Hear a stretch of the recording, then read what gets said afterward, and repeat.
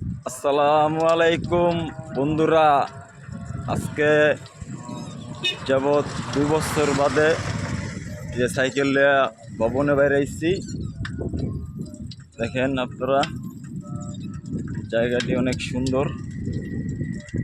আপনার কাছে কেমন লাগতেছে জায়গাগুলা, আর কই আইছি কমেন্টের মাধ্যমে আপনারা জানান। জায়গাটা যদি কেউ চিনেন তাহলে কমেন্ট করে জানাইবেন, বুঝছেন?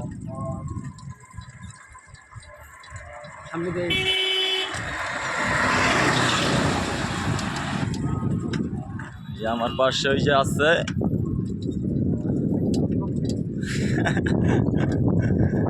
এটা কান্টি কান্টি।